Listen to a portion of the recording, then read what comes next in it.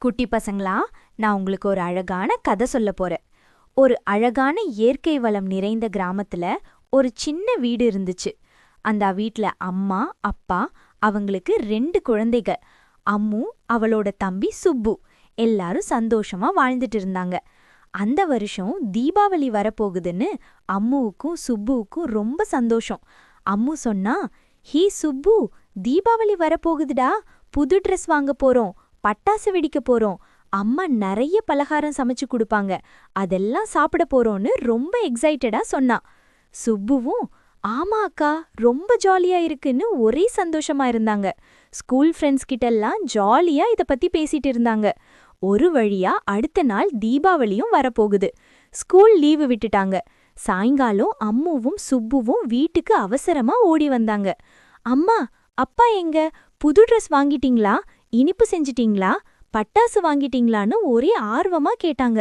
ஆனா அவங்களுக்கு தெரியாது, அவங்க அப்பா வேலை செய்யற கம்பெனில இன்னும் சம்பள பணம் குடுக்கலன்னு. அம்மா சொன்னாங்க, அம்மு, சுப்பு, நாளைக்கு காலையில கடைக்கு போயிட்டு புது ட்ரெஸ் பட்டாசெல்லாம் வாங்கிக்கலான்னு அவங்க அம்மா சொன்னாங்க. அவங்களுக்கு ஒரே ஏமாற்றமா இருந்துச்சு. மறுநாள் தீபாவளியும் வந்தது. அம்முவும் சுப்புவும் காலையில ரொம்ப ஹாப்பியா எழுந்து குளிச்சுட்டு ரெடி ஆயிட்டாங்க. அம்மா சுட சுட இட்லி, கறி குழம்பு சமைச்சு கொடுத்தாங்க. எல்லாரும் சாப்பிட்டுட்டு அப்பா அம்மா கூட ரொம்ப ஹாப்பியா கடை தெருவுக்கு நடந்து போனாங்க. துணிக்கடைக்கு போயிட்டு அம்மு ட்ரெஸ் எல்லாம் போட்டு பார்த்தா. அம்மு கேட்டா, அம்மா, அப்பா, இந்த ட்ரெஸ் நல்லா இருக்கான்னு. அம்மா அப்பா சொன்னாங்க, இந்த ட்ரெஸ் ரொம்ப நல்லா இருக்கு, நீ இதையே வாங்கிக்கோன்னு சொன்னாங்க. ஒரு வழியா ட்ரெஸ் வாங்கிட்டு பட்டாசு கடைக்கு போனாங்க. சுப்பு கடைக்காரர்கிட்ட, மாமா, எனக்கு பூந்தொட்டி பட்டாசு, பிஜிலி பட்டாசு, அப்புறம் நிறைய பட்டாசு கொடுங்கன்னு கேட்டான்.